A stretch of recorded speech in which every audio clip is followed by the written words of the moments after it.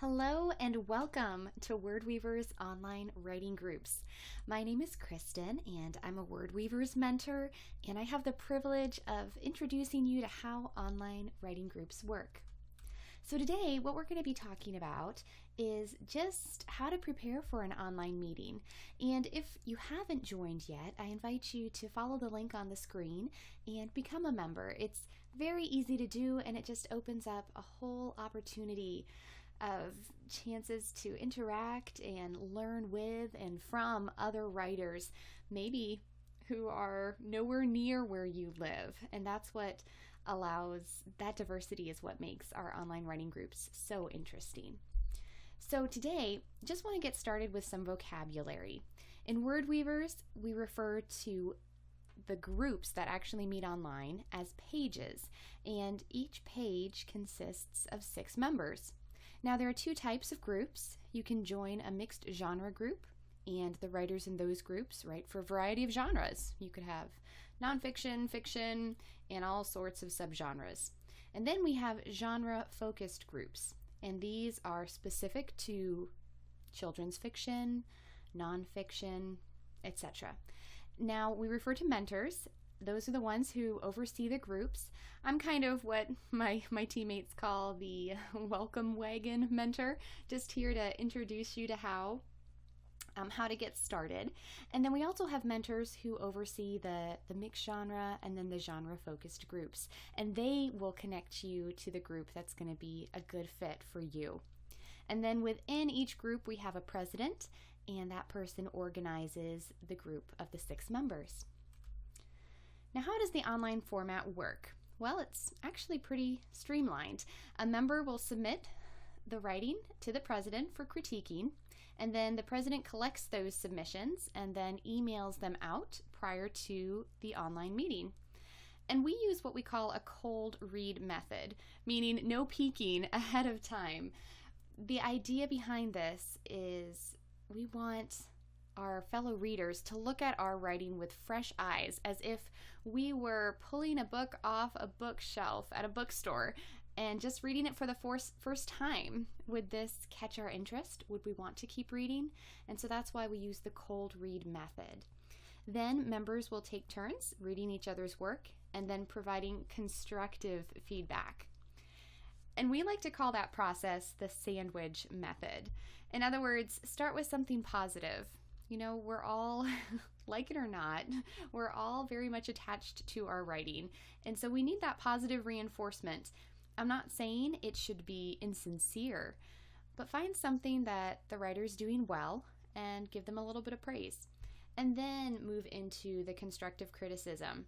And constructive is the key word. We never want to tear somebody down or overly criticize their work, but all of us have areas for improvement, and those extra sets of eyes on our work are invaluable, especially before we send our work to an editor or an agent. And then we finish off the sandwich with another positive comment, reinforcing something they're doing well and how they can continue to improve. To format the submissions, we have a couple requirements. For each meeting, a member can submit up to 1,500 words in a Word document, and at the top of this document should be your name and the word count. And then we have 1-inch margins, 12-point font, Times New Roman style, pretty standard for the industry. We also add something called line numbering to make it easy to read and provide feedback. And I'm going to show you how to do all of these things in just a minute. We also add the page number, and then we use double line spacing just to give our eyes a little bit of white space as we're reviewing on the screen. So let me show you how this looks. Some of you probably already know how to do all these things, but maybe not. So I'm going to pull up one of my last submissions. I submitted this for a previous meeting for my book that's going to be coming out. So, okay, first thing we want to do is add a header. So I'm going to double click up in the header area, and I'm going to type my name, and then I'm just going to tab over in the word count. And now if you're not sure where to find the word count, that's going to be right here on the bottom left. So I am right at 1489 words. So I'm going to add that word count. Now I also need to double space it.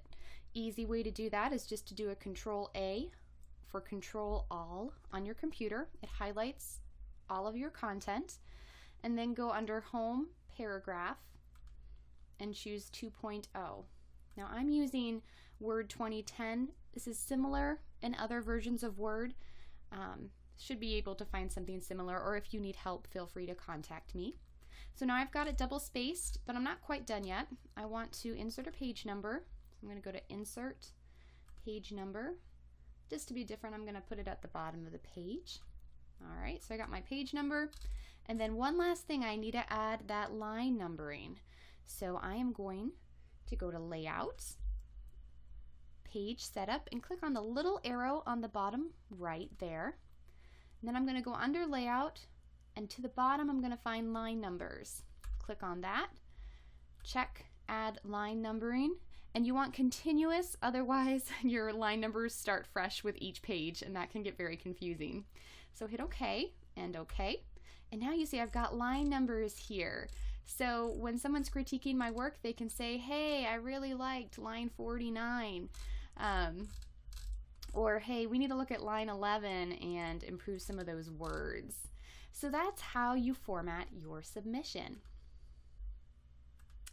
Okay, now we need to talk about logistics. So you know what's expected, how to format your submissions, but now you need to know how to set up your account online so that you can take part in the online meetings. And again, some of you already may have your Google Plus account set up, some of you may not. So we're just going to cover this really quickly. You need to have a Google Plus account to participate in online groups. And again, if you don't have one of those yet, follow this link and then just fill out the fields. Now I do want to mention, you'll have the option to use an existing Gmail address. But note, just because you may have an existing Gmail doesn't mean you've signed up with Google Plus yet. So please go back to that link, make sure you fill out all the fields, because there's a lot more to Google Plus than just Gmail. And Hangouts is going to be one of those. We're going to talk about that app in a minute. But first I want to just do a quick overview of Gmail and the calendar. As Google likes to say, there's one Google account for everything Google, and there's a whole bunch out there, from YouTube to Google Plus to Maps, which people like me use all the time so I don't get lost.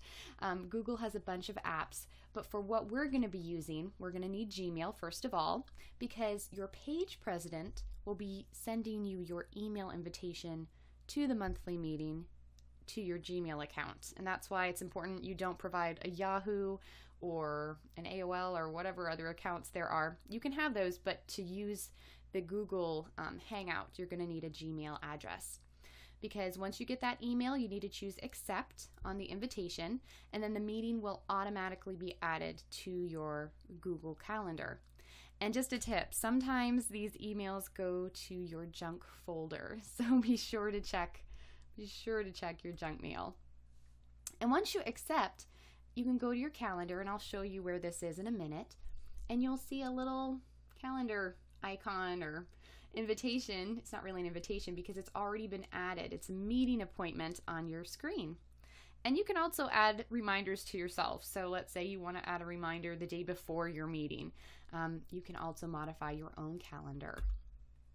Now Hangouts, here's the really important part. So you've got your notification, you've accepted your meeting invitation from your president. How do we access Hangouts? And there's a couple ways. First of all, you can simply just go to that meeting invitation on your calendar, like we just saw on the past screen, and choose that Join Video Call just by clicking on that calendar event. That's one way to join the video meeting. And that's basically what Hangouts is. Some of you may be familiar with Skype. It's very similar. It lets you actually see people on your screen. You can also share your screen if need be. And that's what we call the video call. That's the Hangout meeting. You can also join the Hangout through a reminder email your president will send, which might look something like this. And you'll see that link for video call. And prior to your meeting, you could simply click on that link to join the meeting.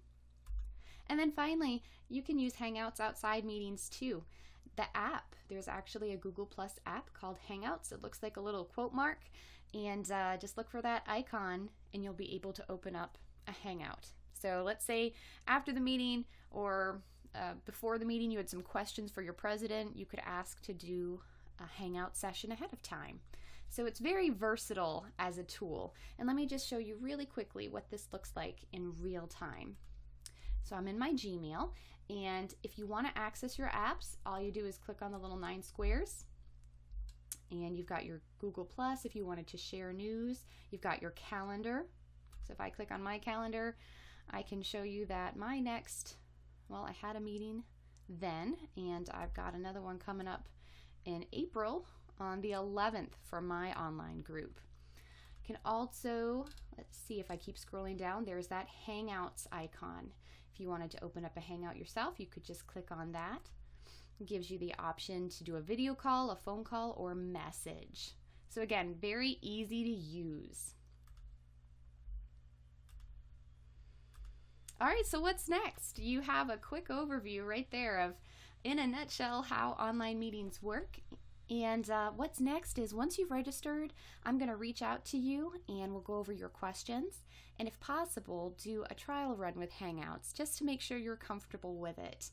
And then I'll connect you with a mentor who will help you find the right group. And that's a wrap. I invite you to connect with me on my website or Facebook and Twitter. And I'm just so excited for you as you begin your writing journey with Word Weavers.